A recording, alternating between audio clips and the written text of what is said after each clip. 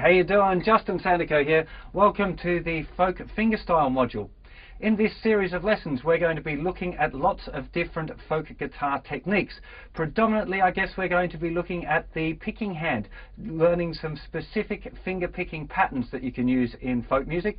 And as well, we're going to be looking at open position scales, how you can combine those scales with chords to create melodies within your finger picking patterns, which is a very, very common kind of folk technique, to be able to play the chords and the melody at the same time while you're doing the alternate picking with the thumb. It's kind of complicated, but if you learn it in stages, as we're going to do, you shouldn't find it too tricky. In this first video, we're going to talk about the things that you need to know before starting the course and some of the techniques that you're going to need to use throughout the course. So the first thing, your prerequisites, the things that you really need to know before you get going. The first one is your open chords and your bar chords. I'm not going to be explaining how to play the chords cleanly. I'm going to assume that you know that. I also think that you should know the notes in the open position. So all of the notes on all 6 strings up the first 3 frets at least, really, by now. It'd also be very good if you understand the idea of keys, what exactly a key is, how we use a key, and how the major scale relates to the chords in a key, because we're going to be using that as well as we learn our different kind of chord melody arrangements. It would also be good if you've done the intermediate stage, the intermediate method foundation thingy, fingerstyle exercises, just to make sure that your fingers are kind of used to picking strings individually before you get going on this. Couple of common questions that people have about playing fingerstyle. The first one is, do I need fingernails? Well, no, you don't have to use fingernails. I like to use fingernails. I think I like the sound of them, and they kind of make it easier for me, but you definitely don't have to. There are some world-class fingerstyle guitar players that don't use fingernails. If you find that your fingernails break a lot, the first thing you want to try is some nail hardener, which is just like a paint-on stuff that makes your nails a little bit more brittle, a little bit stronger.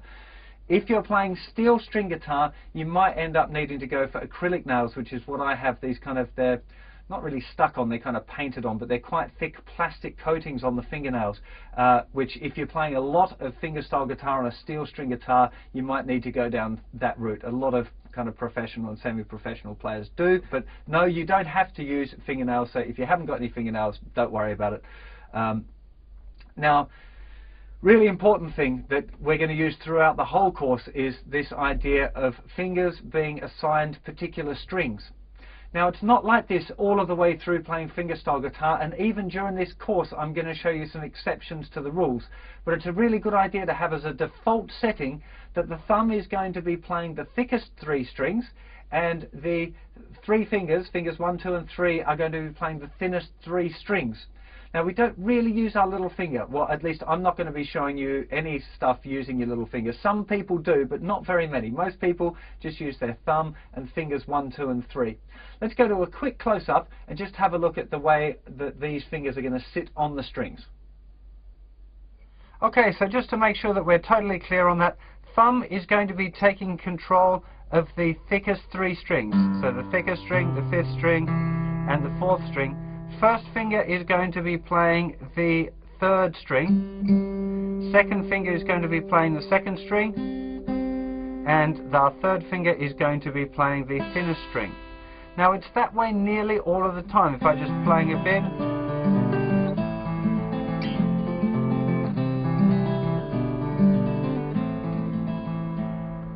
you can see the way the thumb might jump around quite a bit, but the fingers tend to stay on those strings. Like I said, it's not like that all the time, but as a really good default setting, that's what you should be doing. Another thing you're going to find very important through this course is being able to look at the tab and the music for the patterns that you are playing. Now, there's a few reasons for this. The first thing is that if you can see the pattern and kind of follow it along with your eyes, it'll really help keep track of what notes should be played together and what notes get played between the beats. Now, this brings up another really important thing, which is the beat. Now, all of the stuff we're going to be looking at is in 4/4 time, and I'd really recommend that you get good and really solid with your 4/4 fingerstyle playing before you start exploring other time signatures. Now, in 4/4, our thumb is going to be playing on the beat all the time. So it's going to be playing on beats 1, 2, 3, and 4. It might be on different strings, but the thumb will always be playing on the beats 1, 2, 3, and 4. Now, even if you don't read music notation, if you just look at it quickly, you'll see that there are 4 notes with a downward stem. So the little dot and then the little line coming off the dot is going to be pointing down. Now, they are the bass notes and they are the beat. They will always be on the beat. And the notes with the stalks kind of going up, the stems going up, those are going to be the melody notes, and they're generally played with the fingers. So if you're reading written notation, dots, you can normally tell which is the bass line, or the notes played with the thumb, and which are the melody notes which are played by the fingers, because they're going to have the up strums. So that's really important. It's also really important that you get the idea, if the thumb is on the beat, that you can look at the melody notes and see if a note is played with the thumb, i.e. it's going to be played on the beat, or if it's played on the ands or the off beats, where it'll be between the thumb.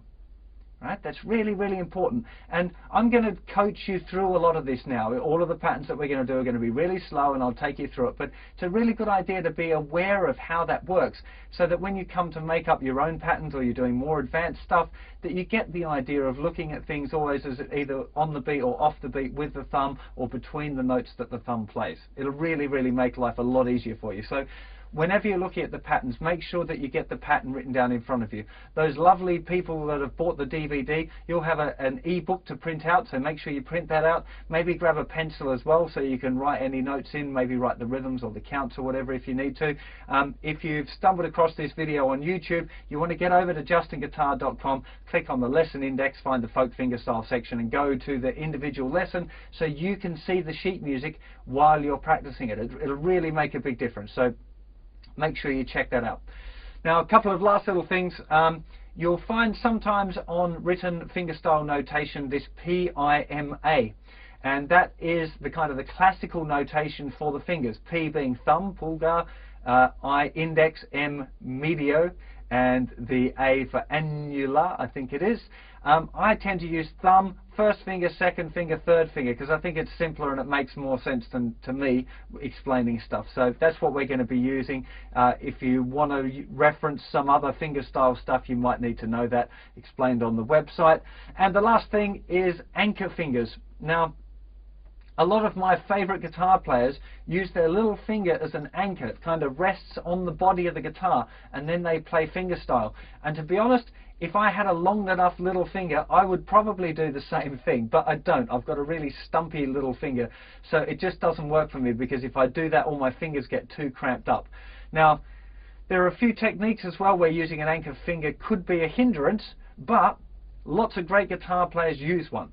Lots of guitar players don't use an anchor finger, so it's up to you to decide what feels comfortable for you. There isn't a right way or a wrong way. Really, it really is your call. As I said, I would probably use an anchor finger just because it kind of seems steady, especially if I'm standing up playing and performing or whatever. I often think I wish I had a kind of some sort of anchor there instead of floating, especially if I'm moving around. So I probably would if I was starting from scratch, if you feel comfortable with it. If you don't worry about it. That's plenty enough talking from me. Let's get in and learn our first fingerstyle pattern in Folk Fingerstyle Part 1. See you soon. Bye-bye.